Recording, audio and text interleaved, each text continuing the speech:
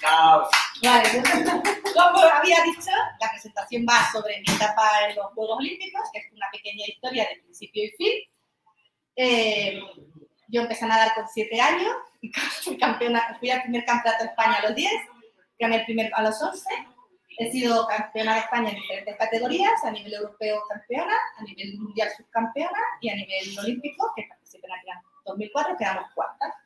Y aunque el cuarto es un sabor de agridulce, yo para mí he conseguido todos los logros que necesitaba y que quería y estoy muy contenta con mi etapa deportiva.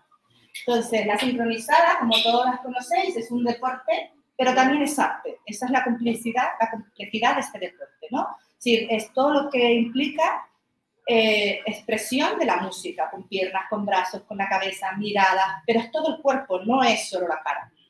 Por eso tiene una parte de arte. Y tener en cuenta que solo puntúa aquello que está encima del agua. Lo que está debajo del agua, que a veces en las competiciones las enfocan, no vale nada a nivel de jurado. El jurado eso, lo que tú hagas debajo del agua, como lo hagas, no puntúa. Entonces, en Atenas 2004 participé en natación artística, que es como se llama ahora, hace un año que cambió el nombre, natación sincronizada, natación artística. El nombre ahora refleja mucho más lo que es, porque antes hacía como una fuerza más en la sincronización, que es una parte muy importante de nuestro deporte, pero, como he dicho antes, es interpretación de la música, es arte también, ¿no? Bueno, entramos en la Olimpiada y lo que todo el mundo reconoce al principio siempre es la inauguración. Fue en el 2004, alguno puede que la haya visto, por la tele probablemente, pues muy bonita, o eso me han dicho, porque yo estaba en un pabellón al lado, encerrada. No podíamos ir a la inauguración hasta que no es el paseillo de los deportistas. Pero estuvimos encerradas como 6 horas, porque si la inauguración empieza a las 8, abren las puertas a las 7, a las 6 no puede haber nadie ya por la zona porque ya empieza a llegar el público. A las 6 teníamos que estar todos los deportistas ya aquí, como veis en la foto, todos dentro. Pasa toda la inauguración y el pasillo normalmente es al final de la inauguración, así que estuvimos allí desde más o menos como que empecé a prepararnos para salir como a las 3 de la tarde y no salimos a la inauguración del pasillo como a las 10 de la noche, que luego va por países y España suele ser de los últimos. Sí, fueron muchas horas, pero es que además vas haciendo paradas por el camino. Vas haciendo escalas donde te tienes que esperar como 20 o 30 minutos hasta que tenés paso al siguiente punto. El último paso antes de entrar es el túnel que entra al pabellón. Está muy oscuro porque no quieren evitar que haya la gente se equivoque y mire para allá o pervierta un poco lo que está sucediendo en el estadio. Y aunque la foto no parece, está súper oscuro. Entonces, de repente sales al pabellón, ¿no? al estadio, y se te ilumina de golpe, miles de flashes, miles de gritos, de aplausos, te abruman todo porque es un estadio que hay con millones de personas y solo ves flashes y gritos y la gente gritando, divirtiéndose y, bueno, te abruma, o sea, es una cosa indescriptible, ¿no? Y bueno, entonces ya estoy dentro del estadio. En Atenas paseaban primero las chicas, luego los chicos.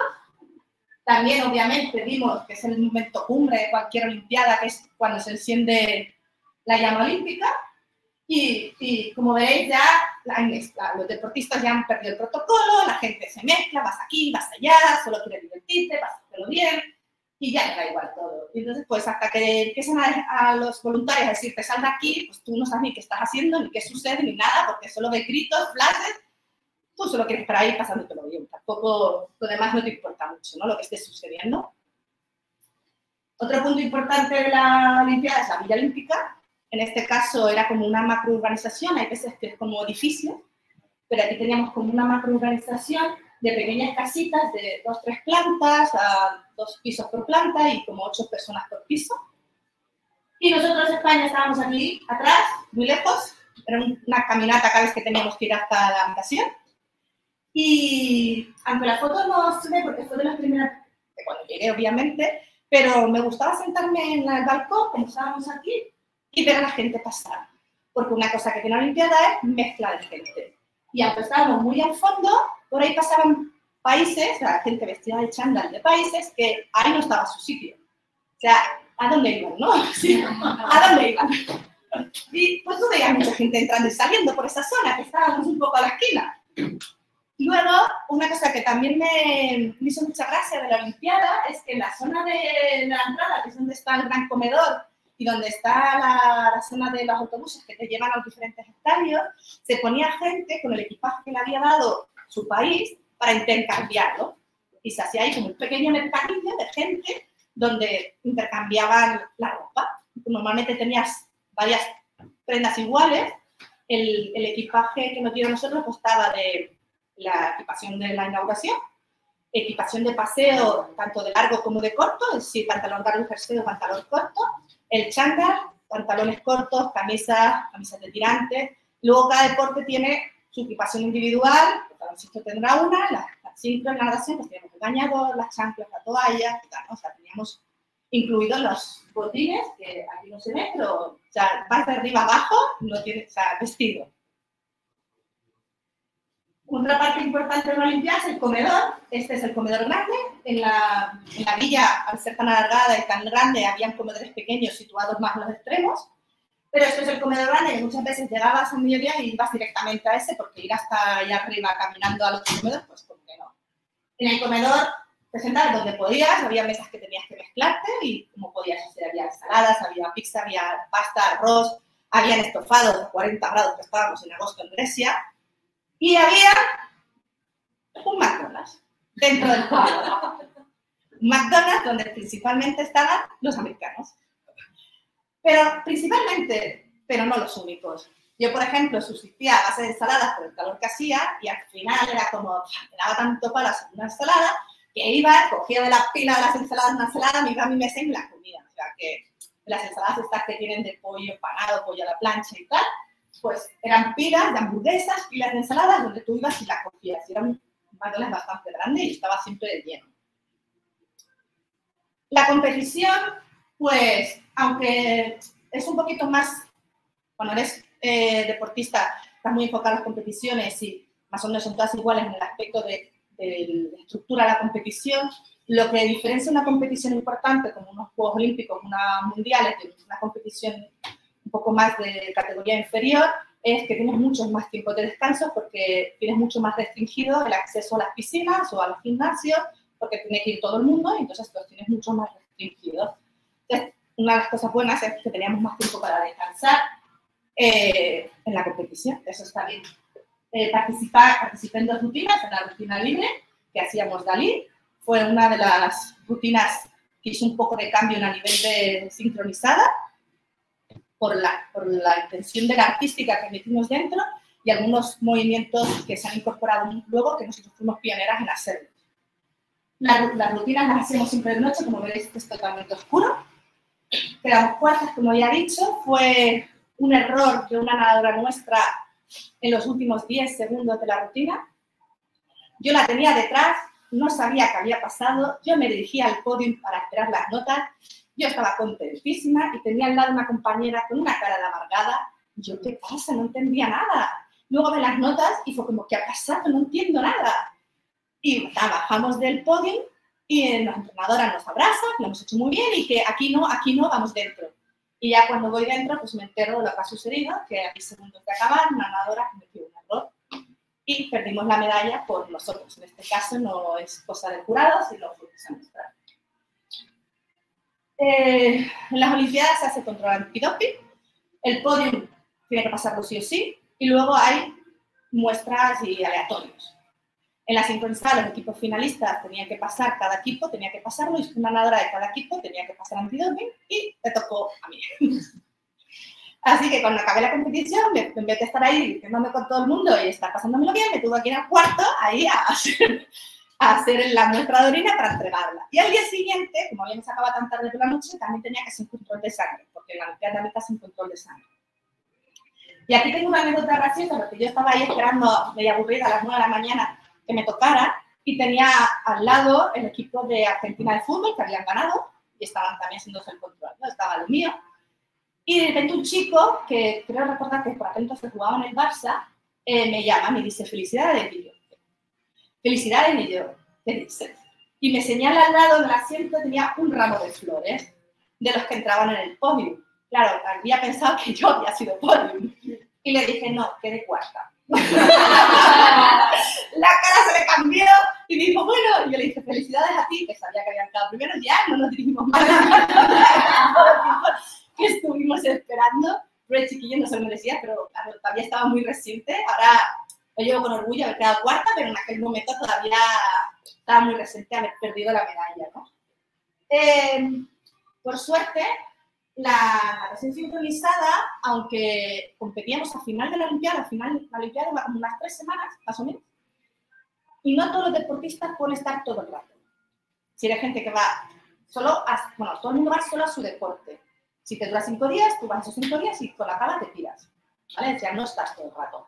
La gente que está todo el rato son aquellos deportistas, o aquellos deportes, mejor dicho, donde hacen eliminatorias, baloncesto, fútbol, waterpolo, deportes así que tienen que hacer eliminatorias y entonces pues ocupan toda la Olimpiada. Natación está en la primera semana y cuando acaban se van.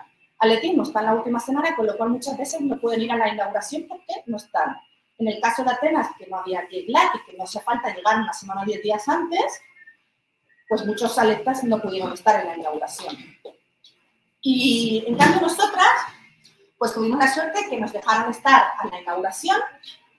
Yo creo, esto es una opinión personal, porque somos un deporte femenino y había que equilibrar el paseillo de hombres y mujeres, y entonces pues nos dejaron estar en la inauguración, que en teoría no nos tocaba, pero esto es una opinión personal, nadie lo ha dicho oficialmente nunca, pero me da la impresión de que es por eso. Y nos pudimos quedar a la clausura, pero acabamos 3 días antes, con lo que tuve tiempo de disfrutar la Olimpiada, y aquí hago un pequeño inciso donde yo recomiendo, si alguna vez podéis, si os interesa, ir a una Olimpiada, pero de espectador de verdad, porque el ambiente no lo ves en ningún otro sitio. Es un ambiente de polvorio, de diversión, de camaradería. Solo hay buen rollo por todos lados. De hecho, hay gente que hace sus vacaciones de 4 años en 4 años para poder ir a las diferentes Olimpiadas. Yo tuve la suerte de estar 3 días, porque acabamos el 27 y cerraba el 30, la Olimpiada, y pude ir a diferentes sitios. No puedes ir a todo lo que quieras, tienes que pedir entradas. Cada país tiene unas entradas por deporte, sección, lo que le toque, eliminatoria, y tú tienes que pedir, si hay, te la dan y puedes ir, si no, no puedes ir. O sea, no puedes presentarte allí porque morres si soy deportista dentro, no. Tienes que pedir unas entradas a la delegación española. Natación, obviamente, tenía que ir, no podía no ir. También fuimos a ver hockey y a gimnasia, a Gervasio de Fer, que también hizo medalla, y nosotros entrenábamos mucho con ellos, y entonces pues nos hacía ilusión verlo. Y como digo, la Olimpiada hay que ir porque la Olimpiada se le llama la fiesta del deporte. En la Olimpiada la gente no va, o sea, va a pasárselo bien, ¿no? Es decir, si tú quieres ver nivel o excelencia, peso mundial. En el mundial están los mejores. Una Olimpiada se basa en mayor número de países y mayor número de participantes. No implica que estén los mejores. De hecho, hay veces que se quedan fuera por cuotas de participación, porque hay un máximo de gente que puede participar de cada país, y se quedan fuera gente que puede estar en una final de un mundial. Además, hay mucha gente que no tiene, como es la fiesta del deporte, voy a pasármelo bien, hay mucha gente que no tiene el objetivo de ganar, sino solo de ir. Entonces, se hace la mínima o lo que sea para la puntuación para poder acceder, y allí muchas veces, oye, no, ha subido su marca 10 segundos. Sí, porque ese no era su objetivo era ir. Allí voy a la eliminatoria, que sé que no voy a llegar a ningún lado, pero como tengo la posibilidad de llegar hasta el final, no pueden cogerme el billete antes. Tienen que dejármelo hasta el final. Entonces, la mayoría de las veces, a no ser que tú lo pidas o que haya pasado algo, te dejan hasta el final de tu prueba, ¿no? O tu deporte.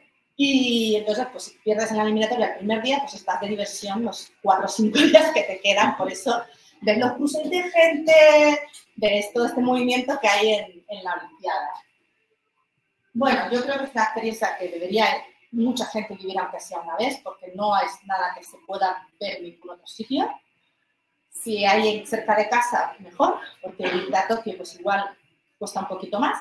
El año que viene es en París, aunque no creo que estén las cosas ya muy accesibles, pero el año que viene es en París. Si algunos se animan, yo lo recomiendo. Y entonces llega la clausura, el final de la etapa olímpica, Como dije, iba con el uniforme de paseo, ya el protocolo se pierde, ya están los autobuses ahí, todo el mundo se va sentando donde puedes, entras al estadio cuando te toca, obviamente sigues estando en tu pabellón al lado ahí esperando hasta que te toque entrar y ya no hay protocolos, ahí todo el mundo se mezcla y todo el mundo se despide y mucha gente llora, como fue mi caso, cuando se apaga la llama olímpica. Yo sabía desde noviembre de esta temporada, noviembre anterior, que iba a ser mi última temporada. Llevaba muchos meses preparándome, pero aún así, como podéis ver, me emocionó ese momento, ¿no? Fue como cerrar un libro, pero fue todos los sentimientos de todo el deporte, de todo lo que había vivido, de mi historia, ¿no? Que te llegan en ese momento, ves que se apaga la llama, la gente se abraza, la gente llora. Yo tuve la suerte que yo decidí cuándo dejaba de nadar. Hay gente que tiene una lesión o por cualquier razón tiene que dejar de nadar de manera más adulta y no tiene la posibilidad que tuve yo de despedirme de mi deporte, ¿no?